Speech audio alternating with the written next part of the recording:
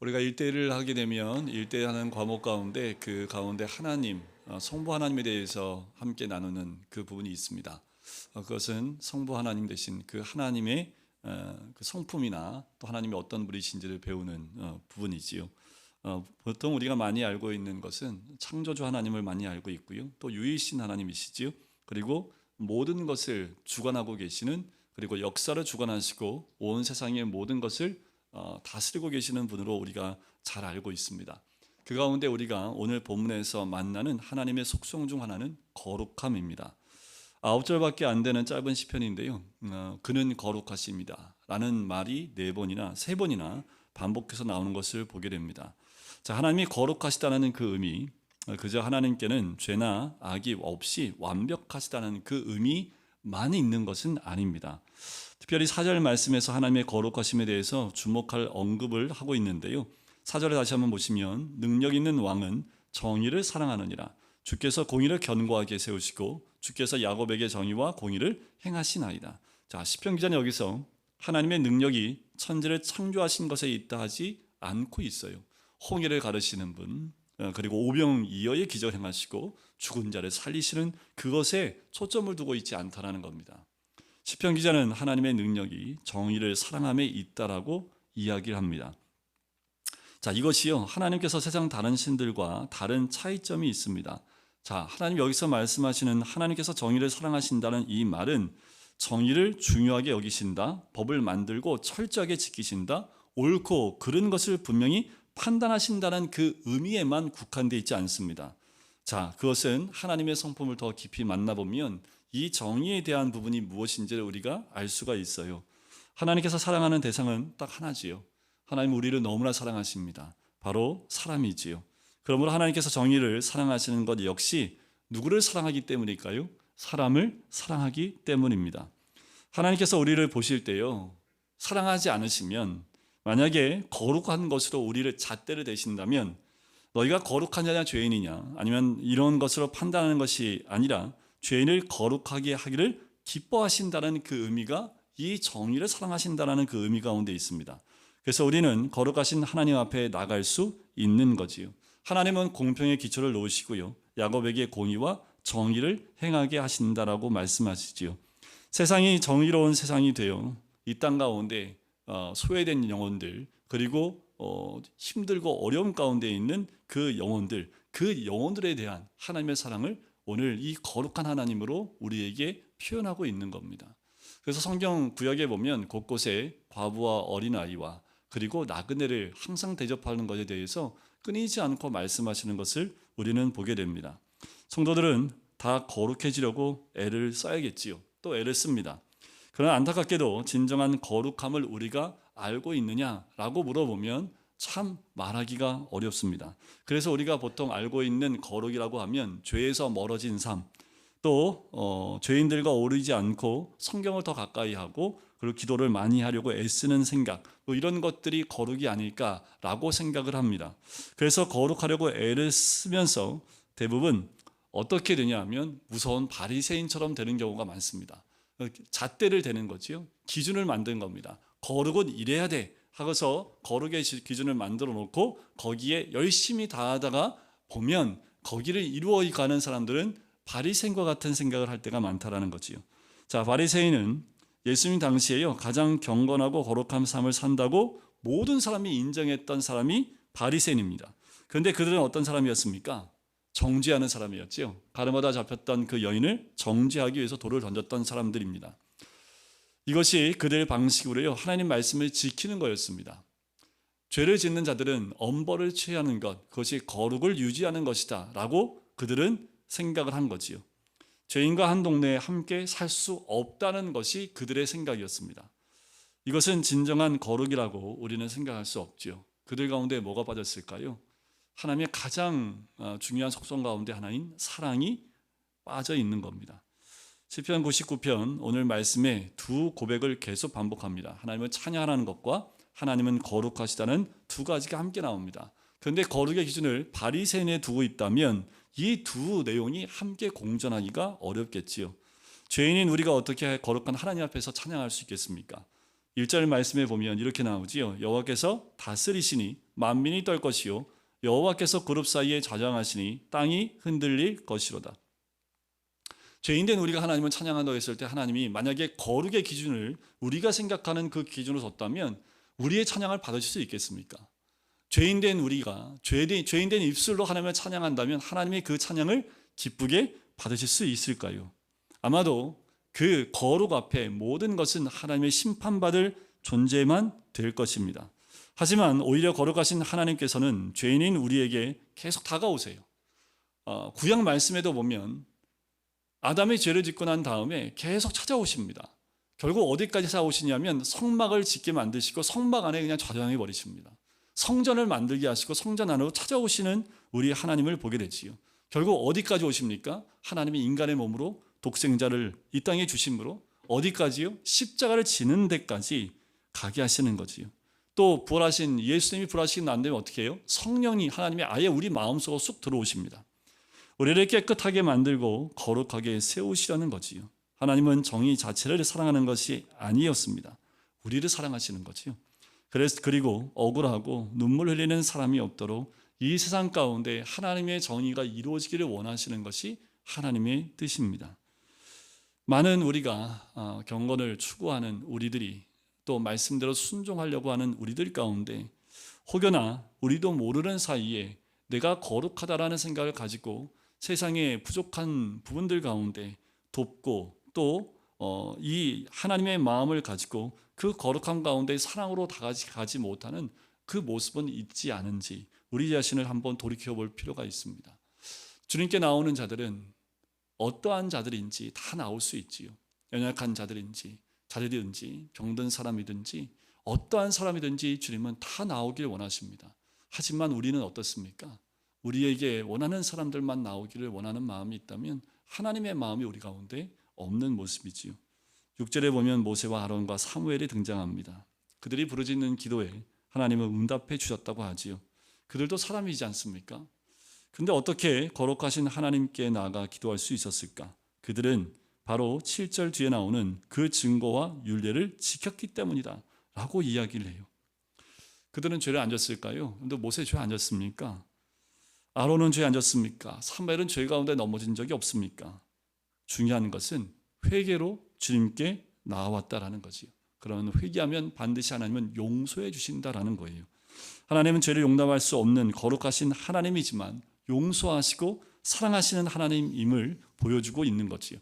하나님의 거룩하심은 언제나 용서와 사랑이 함께하는 겁니다. 그러니 죄인된 우리가 주께 나갈 수 있는 방법과 또 그 길은 십자가 위에 내 자신을 못 박는 회개밖에는 없다라는 거지요. 그러면 늘 회개하는 우리들에게 우리 하나님은 용서와 사랑으로 다가와 주신다라는 겁니다. 하나님의 말씀을 다 지켜야 하는 것이 거룩함이지요. 그런데 하나님의 계명의 핵심이 무엇입니까? 하나님의 말씀을 지켜야 한다고 하는데 그 말씀의 핵심이 뭘까요? 유대인들, 특별히 바리새인들과 율법사들이 예수님께 묻지요. 율법 가운데 제일 최고가 무엇입니까? 라고 묻습니다. 그때 우리 주님 말씀하신 거 딱 정확하게 말씀하시지요. 목숨을 다하여 하나님을 사랑하고 내 이웃을 내 몸과 같이 사랑하라. 이것을 지켜야만 된다라는 거지요. 그래요. 거룩한 사람은 하나님을 사랑할 뿐만 아니라 이웃을 사랑하는 사람입니다. 여기서 말하는 이웃은요, 내 옆에 있는 사람보다 여기서 말하는 이웃은 가난하고 배우지 못하고 힘없고 억울함 당하는 모든 사람들을 다 포함한 사회 약자들 그 모든 사람을 의미하지요. 선한 사마리인 비유에 나오는 그 강도 만난 사마리아인, 강도 만난 그 사람이 우리의 이웃이고 더 나아가서 그를 도왔던 그 선한 사마리아인이 우리의 이웃이 된 것처럼 성경의 곳곳에 그렇게 연약한 자들 또 어려움에 있는 자들에게 우리가 하나님의 사랑을 나누는 것, 그것이 바로 하나님의 뜻임을 우리에게 말씀해 주고 있지요. 그들을 보면서 불쌍하다, 안 됐다고만 하면 안 되는 거지요. 그래서 이번 겨울이 되면 또 우리는 구제할 수 있는 방법을 다 동원해서 또 구제를 합니다. 여러분들 이 땅에 있는 교회들이 구제하지 않으면 우리나라는 구제할 방법이 없습니다. 그만큼 교회가 주변에 있는 연약한 자들을 구제하는 일에 특별히 이 겨울만 되면 굉장히 많은, 여러분들 통계는 거의 나오지 않지만 여러분들 동사무소에서 전화가 와요. 항상 저희가 항상 이때쯤 되면 그 서울시에서 하고 있는 따뜻한 겨울나기 그 모금을 합니다. 그러면 저희가 매년 그곳에 이렇게 기부를 했기 때문에 이번 주에도 전화가 왔더라고요. 한번 찾아오겠다고 해서 찾아오지 말라고. 안 찾아와도 할 거니까 더 많이 하지는 못해도 작년 수준만큼 할 테니까 찾아오지 마시라고 이렇게 얘기를 했어요. 교회뿐만이겠습니까? 그런데 이 땅에 있는 많은 교회들이 이렇게 구제하는 일에 힘을 다합니다. 왜 그럴까요? 하나님 명령이기도 합니다. 그래서 비공식적이지만 우리나라에서 행하는 모든 구제의 70%를 교회가 담당하고 있다고 얘기를 해요. 그래서 교회들이 그거 담당 안 하면 나라가 감당할 수 없을 정도라고 할 정도입니다. 그만큼 교회들이 또 믿는 우리들이 구제해야 된다고 하면 마음을 열어서 구제를 하지요. 저희 교회도 올 한 해 우크라이나를 향해서 또 재해를 받은 그 지역에 우리가 그때마다 또 구제헌금을 걷어서 그들에게 보냈던 것도 우리가 기억을 합니다. 왜요? 그들의 아픔을 가서 함께 할 수는 없지만 그 아픔을 함께 생각하며 도울 수 있는 방법은 재정적으로 그들에게 필요한 물질들과 필요한 것을 보내는 것이 우리가 할 수 있는 최소한의 모습이기 때문에 그렇게 돕고 함께하는 거지요. 여러분, 그곳에 있는 사람들과 우리의 차이점은 하나도 없습니다. 단지 우리는 편한 가운데 있는 거고 그들은 어려운 환경 가운데 지금 죽음 앞에 있는 것밖에는 차이가 없지요. 죄와 악에서 떠나 오직 하나님을 사랑하고 이웃을 사랑하며 사는 것. 하지만 이렇게 하고 싶어도 우리 능력으로는 불가능할 때가 많습니다.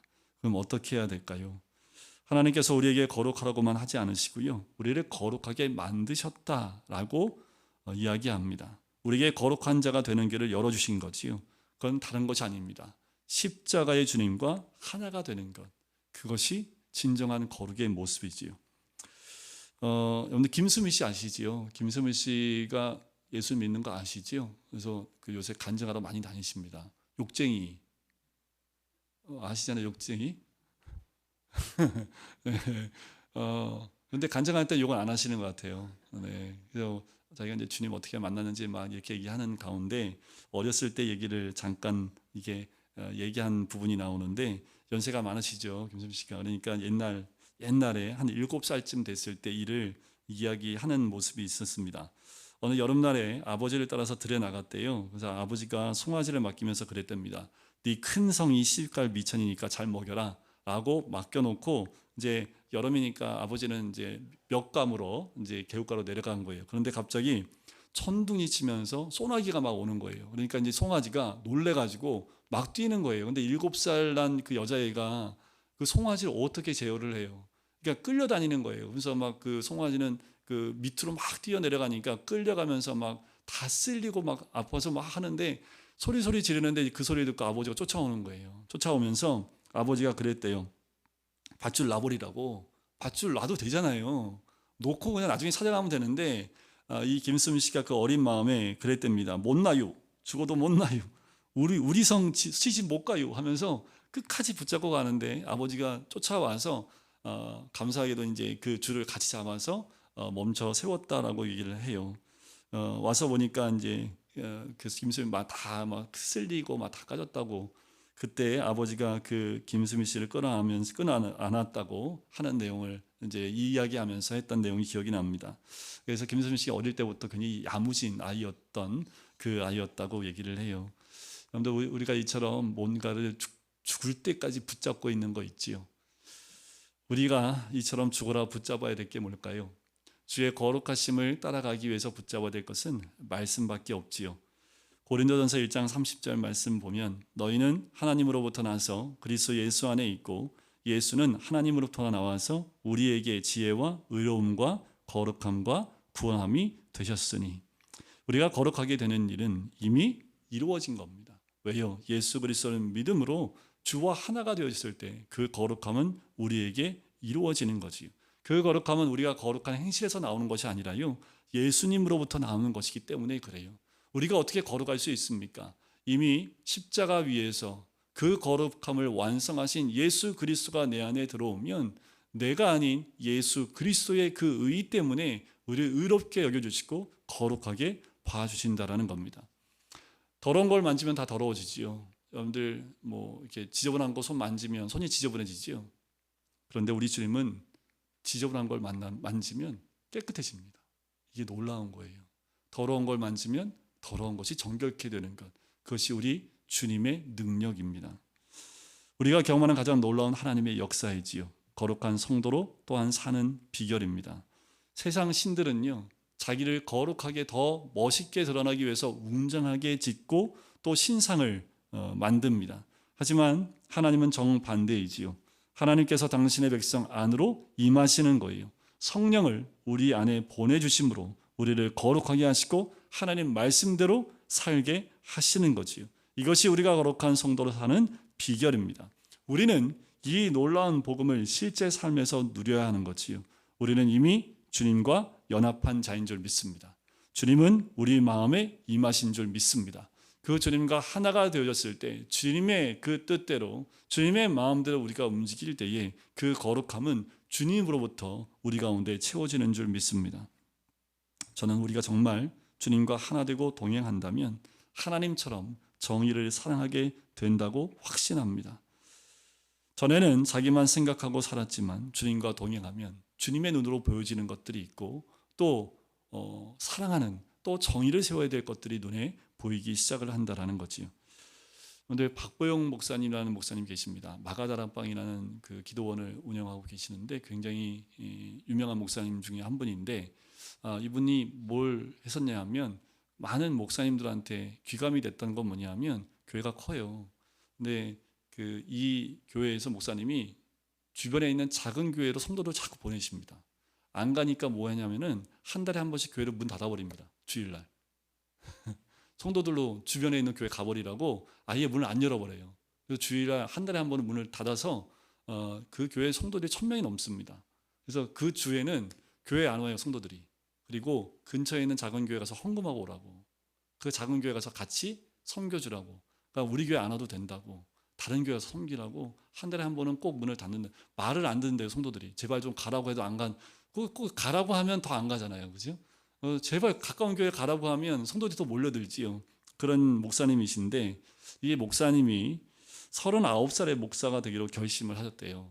그래서 자신이 목사가 되기를 오래 기도하셨던 할아버지 목사님 계신데 박용익 목사님이었답니다. 그래서 이 할아버지 찾아갔답니다. 늦었지만 목사가 되겠다는 손자를 기뻐하시면서 해주신 말씀이 이렇게 말씀하셨대요. 사랑할 수 없는 사람을 사랑하시게, 용서할 수 없는 사람을 용서하시게, 겸손하게 낮은 자리로 내려가서 섬기시게, 어떤 변명도 하지 마시게, 그리고 성자가 되시게 하면서 이렇게 얘기를 해주셨대요. 그래서 1997년도에 안성에서 교회를 개척을 했답니다. 개척했는데 뭐 성도가 있어요? 한 명도 없지요. 그래서 그 교회 가서 기도하고 딱 왔는데 집안에 강도 3명이 들이닥친 거예요. 문 열고 들어왔더니 강도 3명이 있는 거예요. 그러니까 3명이 칼을 목에 대고 이제 배에다 칼 대고 목에다 칼 대고 이제 들이대니까 목사님이 이상하게 겁이 안 나더래요. 그래서 그렇게 얘기했답니다. 찔러라, 나 빨리 좋은 데 가고 싶다. 그렇게 얘기를 했더니 일순간 침묵이 흘렀는데 그 강도들이요 하나씩 칼을 내리고 고개를 숙이기 시작했답니다. 그리고 그 3명은 그 교회 첫 3명의 신도가 됐다고 합니다. 자, 그렇게 3명, 근데 그 3명이 누구냐 하면 다 조폭들, 전과자들, 불량배인데 얘네들이 전도를 너무 열심히 해서 그 교회 전과자들만 그리고 조폭들만 어마하게 많이 모였다고 얘기를 해요. 근데 하루는 이제 이 사람들을 잘 보듬어서 이제 사역을 하는데 목사님이 너무 아파서 이제 누워 있는데 그 가운데 정말 사랑해준 아이가 한 명 있었대요. 근데 그 아이가 슬며시 들어오더니 목사님이 자는 줄 알고 목사님 지갑을 꺼내서 돈을 다 가지고 도망쳐 버렸대요. 근데 목사님 뭐 어떻게 해요? 근데 나중에 그 애가 다시 찾아왔답니다. 그래서 목사님이 너무 배신감이 큰 거예요. 너무나 사랑해주고 너무나 아꼈던 애인데 그렇게 돈을 다 갖고 도망가니까 배신감이 너무 커서 너하고 같이 있을 수 없으니까 다른 곳에 가라고, 그리고 자기가 갖고 있는 모든 돈까지 다 꺼내서 주면서 너는 다른 곳에 가서 가라고 그렇게 보내버렸답니다. 그런데도 이 아이가 주일마다 찾아왔대요. 교회에. 주님은 나를 위해 십자가 주셨는데 나는 저 아이를 용서하지 못하나 하는 가책을 목사님이 받으셨대요. 그래서 그 아이를 용서하기로 하고 잠시나마 미워했던 것을 아이 앞에 무릎 꿇고 사죄하고 용서를 빌었답니다. 또 이런 경우도 있었답니다. 의붓 아버지하고 그 아들에게, 그러니까 의붓 오빠가 되겠지요, 성폭행 당해버린 여자아이를 데려다 키워줬답니다. 중3인데 그때 군대에서 휴가 나온 그 의붓 오빠하고 10일 동안 같이 지내면서 성병이 걸린 거예요. 그러니까 이제 학교에서 난리가 났죠. 그래서 학교에 가서 또 이게 어떻게 된 일인지 이제 조사를 하니까 또 이 아이가 아무래도 의붓 오빠하고 그렇게 관계를 가졌다고 하면 큰일 날 것 같으니까 목사님이 그렇게 했다고.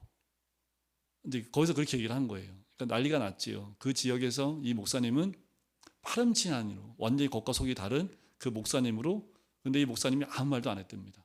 내가 뭐 이걸 아니라고 얘기하면 이 중3짜리 여자아이가 다칠까봐, 또 이 아이가 오죽하면 나를 거기다 넣겠냐 하면서 그래 그냥 나라도 해서 애가 그 시간에 어려운 시간을 견딜 수 있으면 괜찮겠다 하고 그냥 가만히 있으셨답니다. 그런데 이 중3짜리 여자아이가 이제 마음에 갇히게 된 거지요. 그래서 결국 학교에 가서 모든 것을 다 얘기를 했답니다. 이 순간에 바뀌어서 목사님이 성인이 된 거예요. 한마디 안 하고 그 모든 걸 다 받으셨고, 또 이 아이가 얘기한 것 때문에 진실이 밝혀지고 나니까 오히려 이 교회 또 성도님들이 또 주변에 있는 데서 소문이 잘 났답니다. 그런데 문제가 하나 생겼는데, 그 교회에 유일하게 건강한, 그러니까 죄 이력이 없는 유일한 한 집사님 가정이 있었대요. 딱 한 집사님 가정이래요. 근데 집사님 가정이 갑자기 목사님 찾아오더니 저 아이 내보내시라고, 저 아이 내보내지 않으면 우리가 나가겠다고 이렇게 얘기를 하셨대요. 그러니까 난감하지요. 교회에 그래도 유일하게 제일 건강하고 정상적인 가정이 딱 한 가정인데 그 가정이 그렇게 얘기를 하니까. 근데 이제 목사님이 기도해 보고 다시 이제 그분을 불러서 얘기를 했대요. 집사님들 가정은 다른 교회로 갈 수 있지만 이 아이는 다른 곳에 가면 갈 교회가 없습니다. 그러니 집사님 원하시면 다른 교회 찾아가셔도 됩니다 하고 집사님을 내보내셨다고 이야기를 하더라고요. 그래요. 이 목사님은 그 할아버지가 말씀하신 대로, 그 당부한 대로 지금도 그렇게 하십니다. 지금도 그 소외된 아이들을, 고아인 아이들을 데려다가 집에서 키우고 계시는 그 삶을 살고 있는 것을 보게 돼요. 그 박 목사님은 누구보다 옳고 그른 것이 분명합니다. 그는 거룩하게 살기를 갈망해요. 그러나 그것은 조폭이고 도둑질하고 방탕한 아이들을 버리라는 것이 아니라는 거지요.